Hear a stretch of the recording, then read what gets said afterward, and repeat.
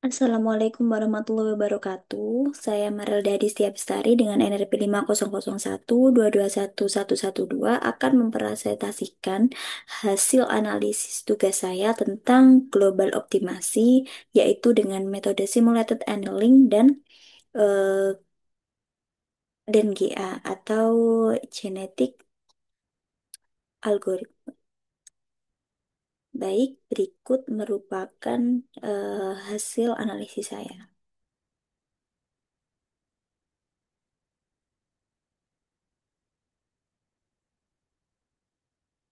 Untuk pertanyaan pertama, jelaskan keuntungan dan kelebihan dari optimasi global, yaitu dengan metode simulated annealing dan genetic algorithm.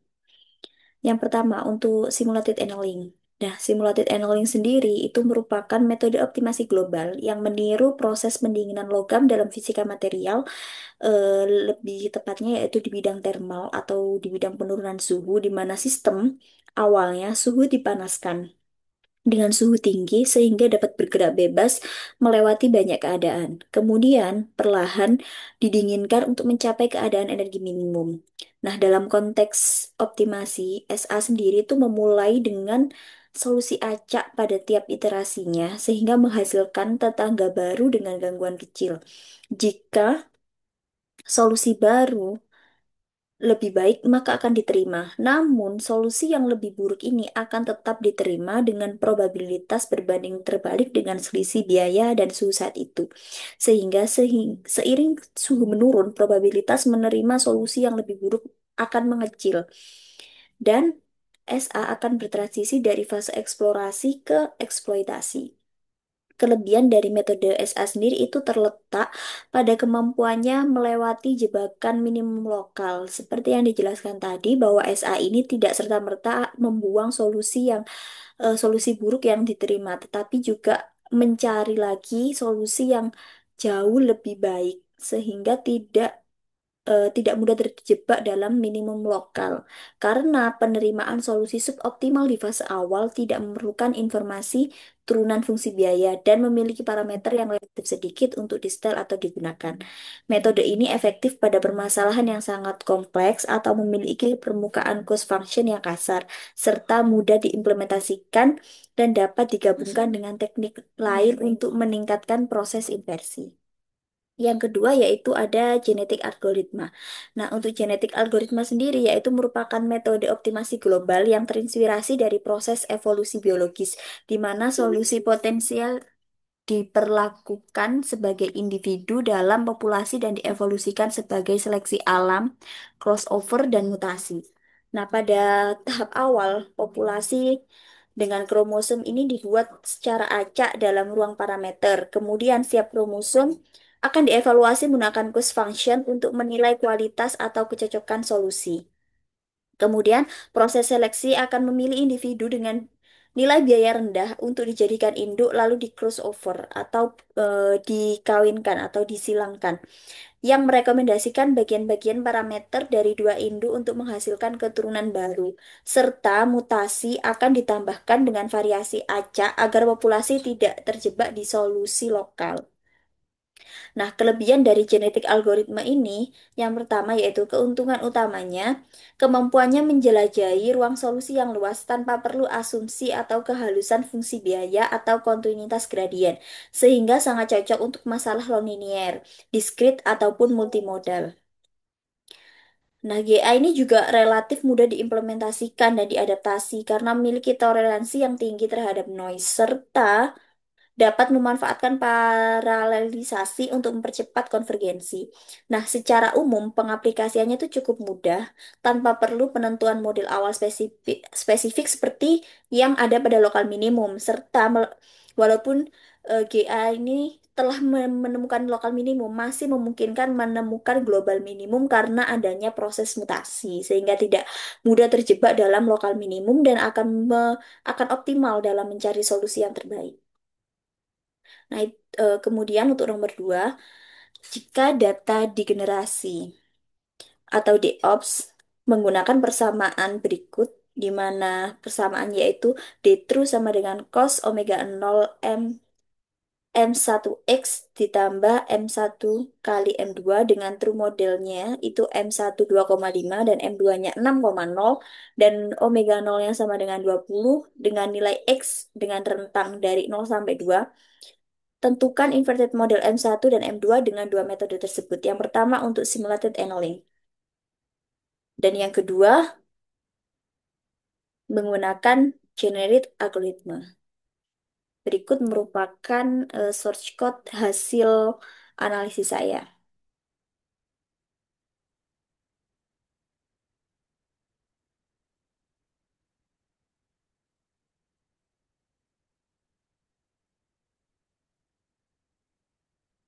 Nah, ini yang simulated annealing. Untuk simulated annealing sendiri, seperti yang telah diketahui, jika dalam simulated annealing diberikan domain X atau input yang pertama X min-nya 0 sampai 2, kemudian dx-nya yaitu X max min X min per n min 1. Nah, true parameter atau true model yang menjadi acuan yaitu untuk MT-nya, M1-nya 2,5, M2-nya 6,0 dengan omega nolnya adalah 20.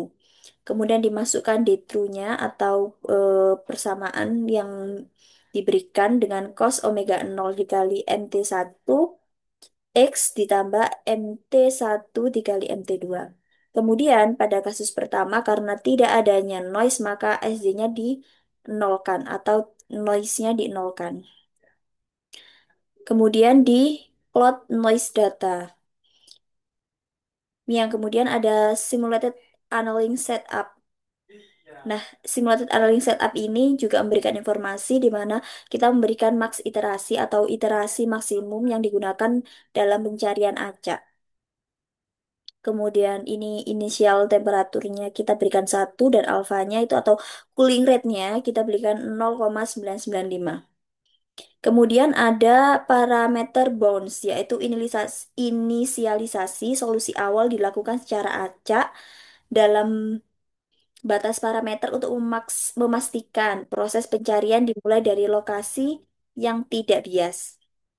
Nah, di sini ada Varlo ataupun Varli ini merupakan inisialisasi solusi awal yang dilakukan untuk memastikan proses pencarian dimulai dari lokasi yang tidak bias. Nah, Varlo-nya itu 0, Lavarninya itu 8,8. Kemudian ada initial solution dan cost, di mana ini fungsinya yaitu untuk menghitung selisih kuadrat antara data observasi dan data model prediksi yang menjadi dasar penilaian kualitas dari solusi. Nah, untuk store history, kemudian ada SA main loop, yaitu proses inversi utama.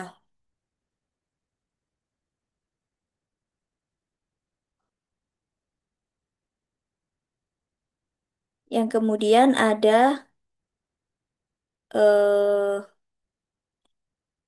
beberapa fungsi untuk neighbor atau tetangga yaitu small random perturbation, ada enforced bounds dan cost evaluation.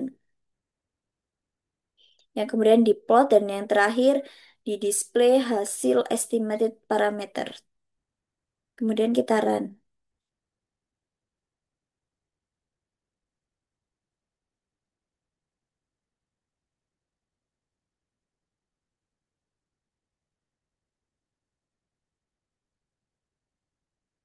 Perlu di run beberapa kali agar hasilnya lebih mendekati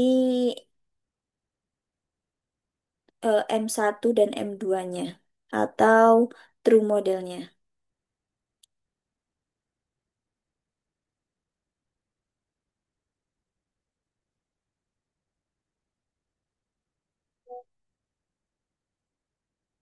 Nah, berikut merupakan hasil yang sudah stabil, di mana M-true yang tadi diketahui yaitu 2,5 untuk M1 dan M2-nya itu 6. Sehingga untuk M estimasi dari M1-nya itu 2,5 sekian dan M2-nya 6,002677. Ini sudah mendekati model aslinya karena tidak adanya noise sehingga proses inversi lebih mudah ditemukan dan hasil dari estimasinya lebih mirip dengan model aslinya. Kemudian untuk metode yang selanjutnya untuk genetic algoritma atau GA. Nah, di GA ini ada beberapa parameter yang diberikan. Yang pertama itu adanya diketahui cost functionnya ataupun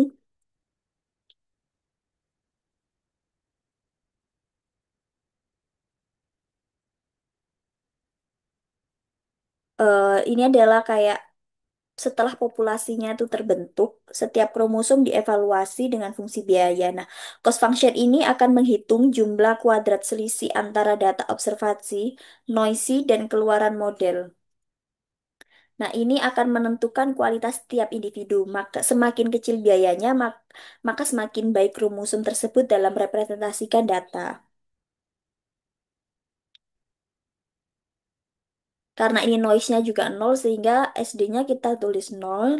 Kemudian ada plot data yang selanjutnya ada GA setup atau batasan parameter. Nah, batasan parameter ini merepresentasikan inisialisasi acak untuk mencari daerah-daerah potensial di ruang solusi. Di sini menggunakan max iterasinya 900, pop size-nya 90, mood rate-nya 0,3, dan selection-nya 0,5. Kemudian ada cost function call, yaitu menentukan kualitas tiap individu. Seperti yang sudah dijelaskan bahwa semakin kecil biaya, maka semakin baik kromosom tersebut dalam merepresentasikan data. Yang selanjutnya ada selection, yaitu proses ini tuh meniru prinsip survival of the fittest dalam evolusi. Nah, survival of the fittest itu merupakan metode probabilistik seperti Rowlet wheel atau distribusi Flippant yang digunakan untuk memberi peluang lebih tinggi pada solusi yang lebih baik, namun tetap menjaga keragaman dengan memberi peluang kecil kepada solusi yang sedang atau solusi yang belum benar-benar ditemukan atau solusi yang terbaiknya. Sehingga proses ini disebut mirip dengan survival of the fittest dalam proses evolusi. Kemudian ada crossover ataupun kombinasi informasi terbaik dari dua solusi. Di mana kalau di evolusi ini yaitu persilangan antara dua induk yang memiliki sifat yang dominan atau yang sudah baik sehingga generasi berikutnya diharapkan lebih fit ataupun menjadi generasi yang unggul. Yang terakhir ada mutasi. Nah, ini mutasi ini yaitu mencegah algoritma terjebak dalam solusi lokal dan menjaga keragaman genetik di dalam populasi. Kemudian di plot seluruh populasi ada parameter model dan solusi prediksi. Kemudian yang terakhir di plot untuk hasil M estimasinya.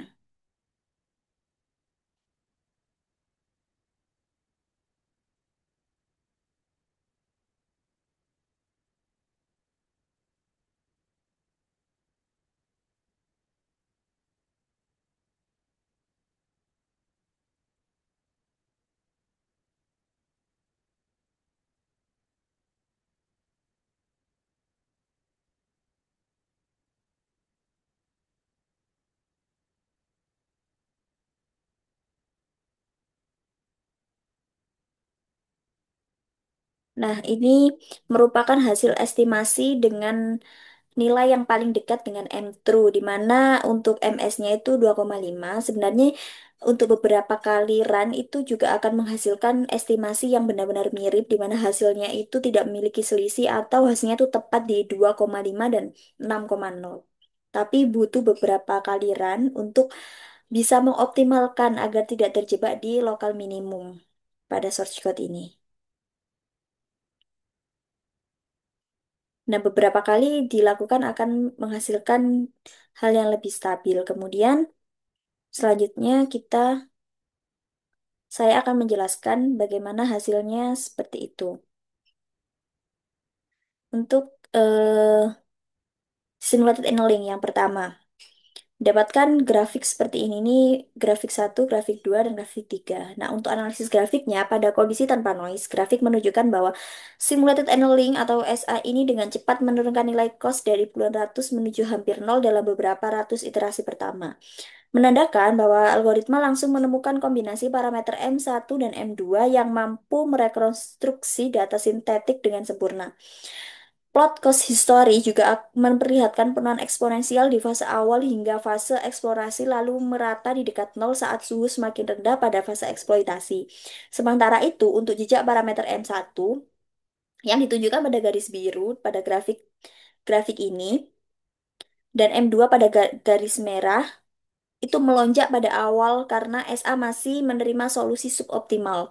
Namun, secara konsisten dengan stabil akan tepat pada rentang M1 2,5 dan M2 6,0 setelah temperatur cukup turun. Nah, yang terakhir, kurva data asli yang hitam dan solusi SA yang merah berhimpit sempurna, menunjukkan bahwa tanpa noise, algoritma SA ini dapat secara konsisten menemukan nilai parameter asli dan mereproduksi pada kosinus ditambah konstanta dengan akurasi yang penuh. Nah, ini hasil dari command window-nya. Kemudian yang genetic algoritma. Ini adalah representasi dari grafiknya. Analisisnya pada GA ini, walaupun berhasil menurunkan minimum error hingga nol, namun belum tentu menemukan nilai parameter asli karena fungsi model ini menggunakan fungsi kosinus dan solusi M1, M2 sehingga banyak pasangan M1 dan M2 yang termasuk dalam solusi trifile yaitu dapat mereproduksi data tanpa noise dengan sempurna. Nah, GA ini fokusnya dalam mengoptimalkan error, bukan mengidentifikasi parameter yang unik, sehingga dapat rentan terjebak pada solusi yang meminimalkan misfit meski tidak memenuhi nilai fisik yang sebenarnya. Untuk hasilnya, setelah beberapa kali saya run, menemukan hasil estimasi yang benar-benar mirip dengan M-true-nya. Nah, kemudian kita bandingkan pada kasus nomor 3, apabila diberikan random number ataupun adanya distribusi normal dari error sebesar 0,3. Nah, bagaimana hasil estimasi modelnya? Sebenarnya dengan cara yang sama, pada MATLAB kita hanya perlu menambahkan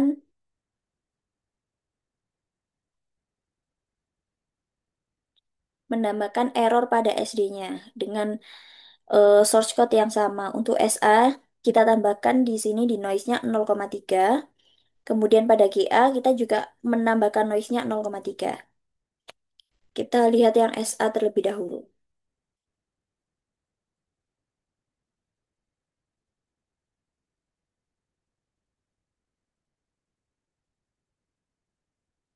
Di SA ini akan terlihat bahwa estimasi dari nilai M-nya itu tidak semirip dengan tanpa noise. Kemudian yang GA,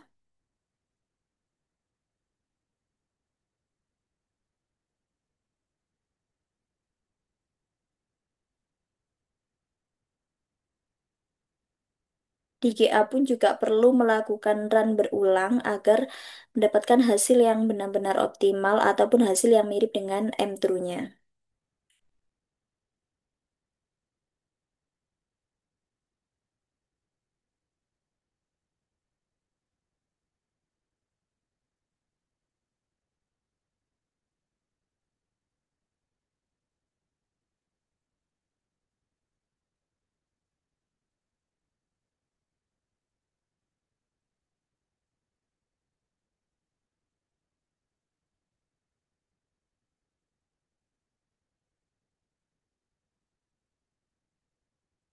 Nah, ini adalah M estimasinya. Kita lihat bahwa M true dan M estimasi dalam rentang yang sama walaupun terdapat sedikit selisih. Kemudian untuk penjelasannya,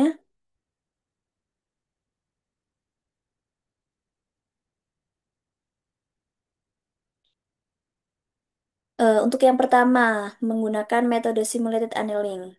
Ini adalah grafik representasinya. Nah, pada analisis grafiknya itu pada grafik SA dengan noise dapat lihat adanya efek gangguan acak dalam tiga aspek utama. Yang pertama, data observasi di lingkaran merah. itu tersebar di sekitar kurva ideal, yaitu yang di garis hitam, sehingga SA harus menyeimbangkan antara mengutip pola kosinus dan mengabaikan fluktuasi noise. Kedua, pada riwayat cos menurun dengan cepat di fase awal yang mirip tanpa noise, namun stabil tidak tepat di nol, melainkan dinilai positif kecil yang menandakan residual error akibat noise yang tidak tereliminasi sepenuhnya. Yang terakhir yaitu ada jejak parameter dari M1 dan M2, yaitu yang direpresentasikan pada garis merah dan garis biru. Nah, walaupun dalam rentang yang sama, sekitar 2,5 ataupun di M2-nya 6,0, meski tidak persis sama dengan nilai true-nya karena adanya noise, stabilitas ini menunjukkan bahwa SI itu cukup robust dalam mengekstrak parameter utama meskipun adanya gangguan pada data observasi. Namun, noise akan selalu meninggalkan jejak error minimum yang tidak bisa dihilangkan sepenuhnya atau akan tetap adanya selisih walaupun 0,0 sekian akan tetap ada selisih dengan M aslinya. Beda dengan tanpa noise yang bisa menghasilkan hasil estimasi yang benar-benar mirip dengan M true. Nah, ini hasil command window MATLAB-nya. Kemudian ada genetic algoritma. Ini adalah representasinya untuk analisisnya, yaitu karena adanya noise membuat GA tidak lagi mampu mencapai error nol seperti pada saat metode GA tanpa noise nomor 2 dan memaksa algoritma menerima trade-off antara akurasi model dan gangguan acak. Namun dengan pengaturan suhu dan strategi penerimaan yang baik, GA ini tetap robust dalam mengakses parameter utama dari data noisy. Nah, ini berikut merupakan hasil dari command window MATLAB-nya. Sehingga dalam nomor 4 kita bandingkan apa pengaruh pemberian noise dibandingkan noise free pada nomor 2 terhadap hasil model inversi M1 dan M2. Untuk yang pertama, simulated annealing. Nah, pemberian noise pada data observasi dalam metode simulated annealing berfungsi untuk menguji seberapa tangguh algoritma yang digunakan dalam menghadapi ketidakpastian atau adanya gangguan yang biasanya terjadi pada data real. Data lapangan yang kita dapatkan, terutama dalam metode-metode geofisika, tidak akan mungkin benar-benar bersih tanpa adanya gangguan atau noise. Yang secara umum akan adanya penambahan noise ini dapat menyebabkan permukaan fungsi biaya atau cost functionnya itu menjadi lebih kasar, sehingga algoritma mengalami kesulitan dalam menemukan solusi global yang tepat.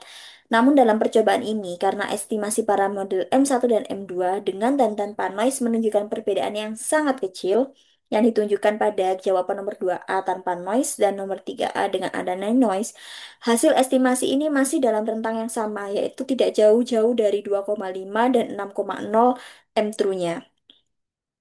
Karena hal ini menunjukkan bahwa metode SI yang digunakan ini cukup robust terhadap noise ringan atau dengan deviasi standar 0,3 karena masih mampu menelusuri ruang solusi secara efektif dan menemukan nilai parameter yang mendekati kondisi yang sebenarnya. Ini juga mengindikasikan bahwa bentuk fungsi yang digunakan serta konfigurasi parameter algoritma SA seperti kecepatan pendinginan dan strategi pencarian tetangga ini cukup optimal dalam menjaga stabilitas pencarian meskipun ada gangguan data. Sedangkan untuk genetik algoritma, pemberian noise ke data observasi membuat permukaan fungsi biaya atau cost surface-nya itu menjadi lebih bergelombang dan tidak mulus. Pada setiap intense noise, menambah variasi lokal yang dapat menyebabkan GI ini kesulitan membedakan solusi yang benar dan kebetulan. Nah, kebetulan ini merujuk pada situasi di mana sebuah kombinasi parameter M1 dan M2 secara tidak sengaja menghasilkan pola model yang mirip dengan data noisy hanya karena fluktuasi acak, bukan karena memang menggambarkan fenomena fisik yang benar akibat gangguan acak atau noisy itu. Akibatnya pada kasus tanpa noise ini pada GA nomor 2 dapat dengan cepat dan stabil konvergen ke nilai parameter ideal karena misfitnya itu error jelas menunjukkan arah yang terbaik sehingga pada nomor 2B kita bisa lihat bahwa dalam beberapa run itu kita akan menghasilkan M estimasi dengan nilai yang sangat mirip dengan M true. Sedangkan dengan ditambahkan noise pada GA nomor 3B itu mungkin bisa memerlukan populasi yang lebih besar atau iterasi yang banyak. Seperti pada saat tadi saya mengeran MATLAB itu beberapa kali run ataupun bisa diakali dengan menaikkan iterasi untuk meng-averaging hasil agar terhindar dari jebakan solusi lokal akibat adanya fluktuasi dari noise. Namun, karena dalam study case ini pemberian noise-nya itu juga cukup ringan dengan variasinya standar 0,3 dan karena masih mampu juga menelusuri ruang solusi secara efektif dan menemukan nilai parameter yang mendekati kondisi sebenarnya. Noise juga berfungsi sebagai uji kekokohan atau robustness pada metode yang digunakan. Jika GA masih mampu mendekati nilai sebenarnya di tengah gangguan acak, berarti menandakan bahwa algoritma GA ini memiliki kemampuan generalisasi yang baik dalam kondisi data realistis yang tidak sempurna atau data lapangan yang tidak sempurna. Berikut penjelasan yang bisa saya sampaikan. Apabila ada salah kata ataupun penjelasan yang kurang, saya mohon maaf atas bimbingannya kepada Bapak Saifuddin selaku pengampu mata kuliah metode inversi. Saya ucapkan terima kasih. Wassalamualaikum warahmatullahi wabarakatuh.